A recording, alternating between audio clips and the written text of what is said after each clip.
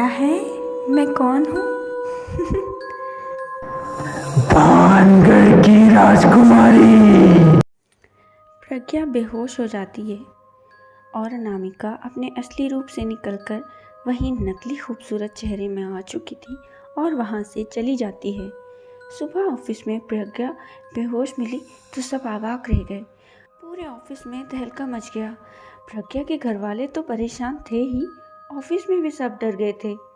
देव को पता चलता है तो वो भी प्रज्ञा के पास आता है, लेकिन अनामिका के हुस्न के जाल में फंसकर वही रुक जाता है। प्रज्ञा को हॉस्पिटल ले जाया गया। प्रज्ञा को होश आया तो देखा वो हॉस्पिटल के प्राइवेट रूम में अकेली है। वो डर गई। कमरे में हल्की रोशनी थी। वो देखती है कि खिड़की के पास पर्दे के पीछे से कोई आता है। प्रज्ञा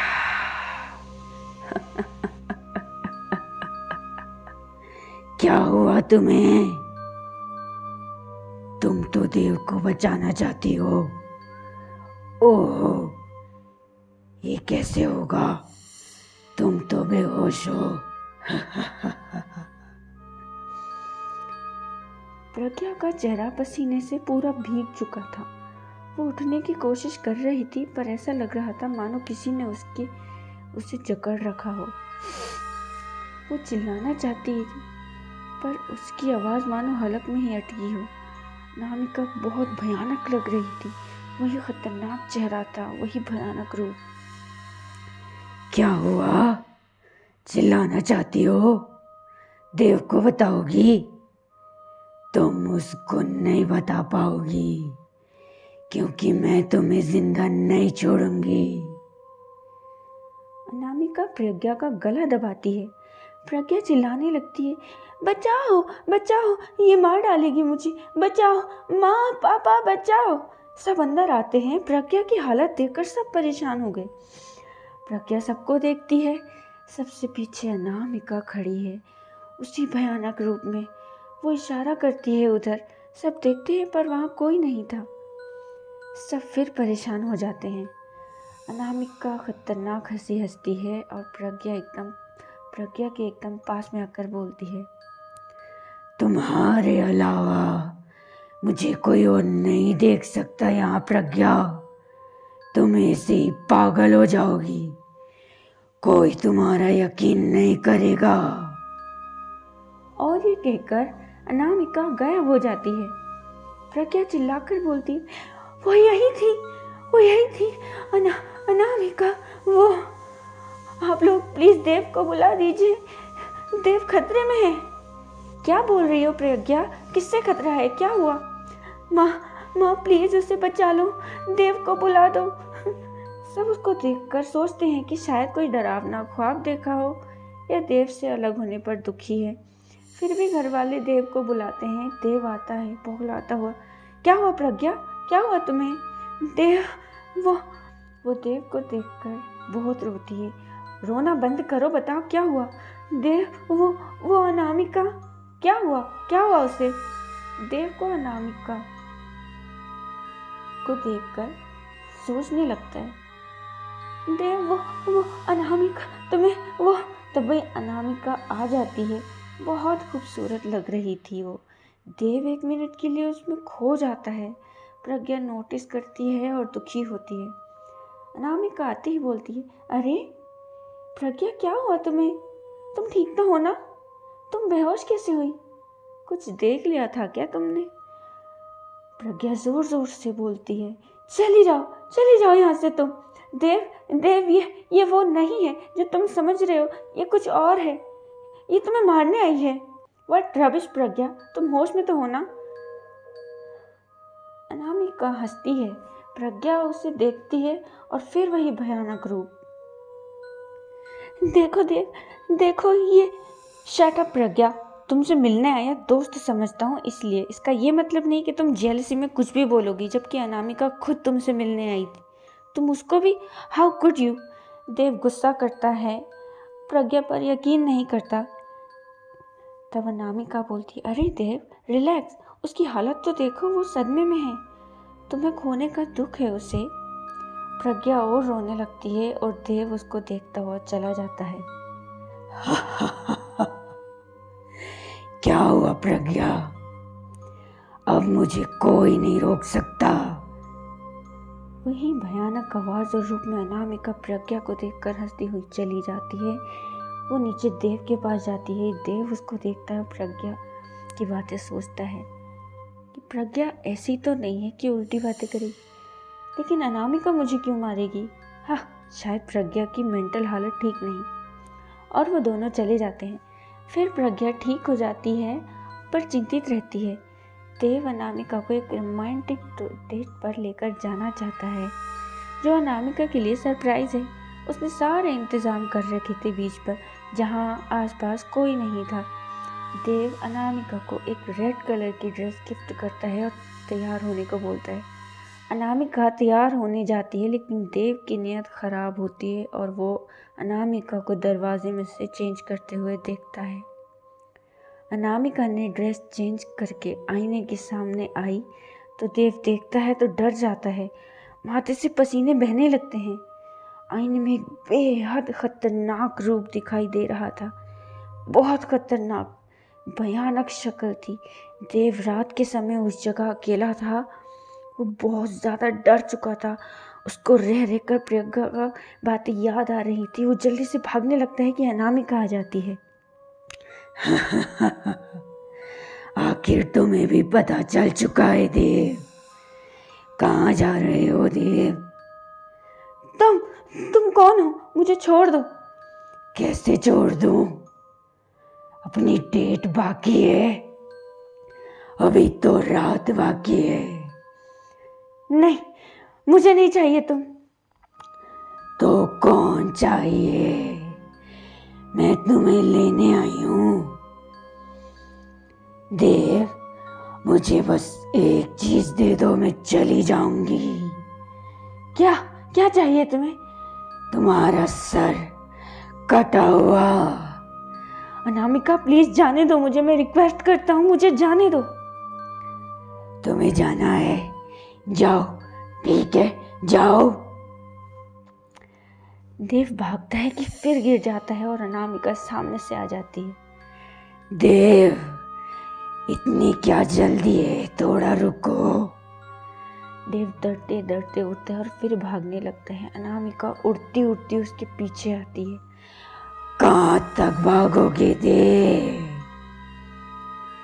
देव ने उसे उड़ते हुए देखा, वो और डर गया। भागने की स्पीड और तेज कर दी। भागते भागते वो एक कार से टकरा गया और एक भयानक एक्सीडेंट हो गया था। उस सड़क पर दूर दूर तक कोई गाड़ी नहीं दिखाई दे रही थी और देव को अनामिका हॉस्पिटल पहुंचाती है। क्या लगता है तुम्हें मैंने छोड़ दिया तुम्हें? नहीं, मैं तुम्हारे गुनाहों की सजा देने आई हूँ। तुम्हें इतनी आसानी से नहीं छोड़ूंगी और ना ही आसानी से मरने दूंगी। तड़पा तड़पा के मारूंगी। देव उसी हालत में चिल्लाने लगता है। डॉक्टर अंदर आता है। अनामिका वहीं खड़ी थी कोने में, बस देव को ही दिख रही थी और डॉक्टर देव को नींद का इंजेक्शन लगाकर चला जाता है। अनामिका फिर उसे जगा देती है। क्या हुआ देव? देव डरते डरते बेहोश हो जाता है। फिर कुछ दिन तक इलाज चलता है और वो ठीक होने लगता है। इस बीच प्रज्ञा कई बार देव से मिलने आई, पर देव कुछ बोल नहीं पाता था और अनामिका को कुछ अता पता भी नहीं था। देव को लगा कि अब वो जा चुकी है। उसको हॉस्पिटल से डिस्चार्ज मिल जाता है, पर कहीं ना कहीं खौफ उसके अंदर बैठा हुआ था। वो भूलने की कोशिश कर रहा था। अपने कमरे में अकेला बैठा था पर भूल नहीं पा रहा था। तभी क्या हुआ देव? भूलने की कोशिश कर रहे हो? देव डर के फिर चिल्लाने लगता, mom mom, dad please save me, वो मुझे मार डालेगी, मॉम बचा लीजिए। वो पागलों जैसी हरकतें करने लगता है। उसके घर वाले समझे देव पागल हो गया। देव को नींद की गोली देकर उसकी माँ बाहर आ जाती है। आए दिन यही होने लगा था। देव जहाँ जहाँ होता उसे कुछ खबर नहीं कि आसपास क्या है, बस अनामिका उसको दिखाई देती, वही खतरनाक रूप में। देव अब सब भूल जाता कि वो कहाँ है, किसके साथ है, किसके पीछे, बस चिल्लाता रहता है, मैं तुम्हें मार डालूंगा, तुम्हें मार डालूंगा। वो सबके सामने हवा में हाथ पैर चलाता है जैसे किसी को मार रहा हो, मारने की कोशिश कर रहा हो, लेकिन असल में तो वह अनामिका को मारने की कोशिश करता है। अब अनामिका प्रज्ञा को भी नहीं दिखती। देव को सोते उठते खाते पीते हर जगह अनामिका नजर आती। उसके घर वाले उसको पागल खाने भेजने लगते हैं। प्रज्ञा को बहुत दुख हुआ, वो चाहकर भी कुछ नहीं कर पा रही थी। देव उसको देखता है और बहुत रोता है और बोलता है, तुम्हें मेरा सर चाहिए ना? ठीक है। वो रोते रोते ये सब अनामिका को देखते हुए बोल रहा था। अनामिका बस हंस रही थी, किसी और को नहीं दिखाई दे रही थी। प्रज्ञा समझ तो रही थी पर कुछ कर नहीं सकती थी। देव अनामिका को बोलता है, तुम्हें मेरा सर चाहिए ना? देव की माँ बहुत रोती है। बेटा क्या हो गया तुझे? तू किससे बात कर रहा है? क्या बातें कर रहा है? देव को जैसे कुछ सुनाई ही नहीं दे रहा। वो जल्दी से भाग के अंदर जाता है। पागल खाने वाले बंदे उसके पीछे उसे पकड़ने के लिए भागते, सब उसके पीछे अंदर जाते हैं। देव के एक हाथ में एक तेजधार हथियार होता है और वो सब याद करता है अनामिका के आने के बाद जो जो हुआ, और वो प्रज्ञा से माफ़ी मांगता है। मुझे माफ़ कर देना प्रज्ञा, काश मैंने तुम्हें डिच ना किया होता, तुम्हें छोड़ा ना होता, काश तुम्हारी बात मानी होती। देव मेरी बात सुनो, सब ठीक हो जाएगा। प्रज्ञा उसको समझाने की कोशिश करती है। कुछ ठीक नहीं होगा, अब सब खत्म हो गया है। मैं इस चुड़ैल को और मौका नहीं दे सकता खुद को सताने का। Bye mom, bye dad, bye Pragya. और वो तेजधार हथियार से अपना सर धड़ से अलग कर लेता है। अनामिका उसका सर उठाती है। सबके होश उड़ जाती हैं कि हवा में लटका हुआ सर देखकर, और थोड़ी देर में सर गायब हो जाता है। अनामिका सर लेकर भानगढ़ आती है और उसको टांग देती है। दो, हा हा हा हा हा हा। ये लो रश्मि, अब बाकी बचे 3। रश्मि चुड़ैल भी आ जाती है। सर देखकर भयानक हंसी हंसती है। हा हा हा हा हा हा।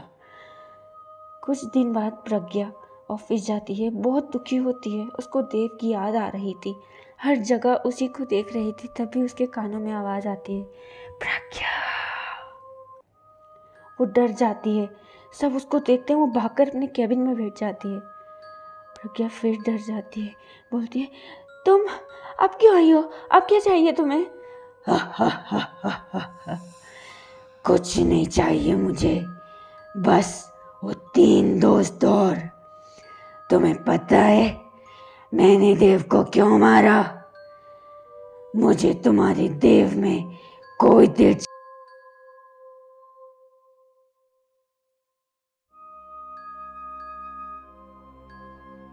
के साथ गलत करने वाले हर कोई इंसाफ नहीं करता, तो मैं वहां आती हूँ। बलात्कार और हत्या के जिम्मेदार हर मर्द को यही असर होगा, यही करने आती हूँ मैं। प्रज्ञा समझ नहीं पाती। अनामिका बोलती है,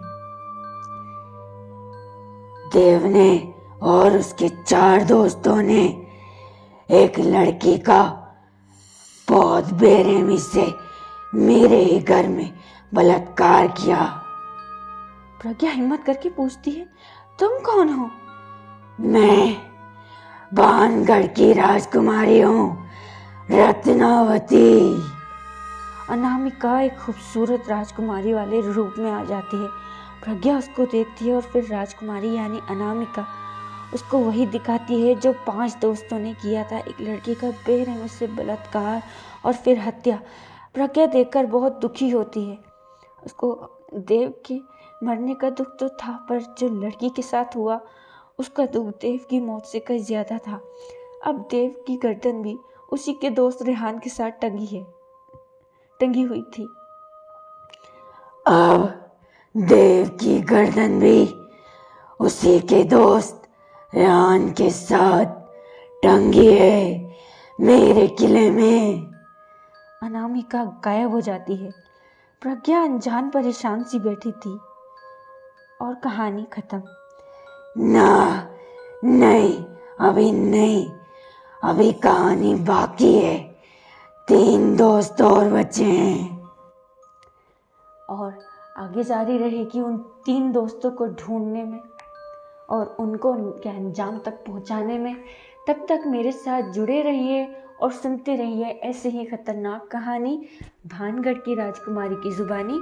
और कहानियों का सफ़र ऐसे ही चलता रहेगा। मेरे साथ जुड़े रहिए, मेरे साथ दीजिए। मैं हूँ भानगढ़ की राजकुमारी।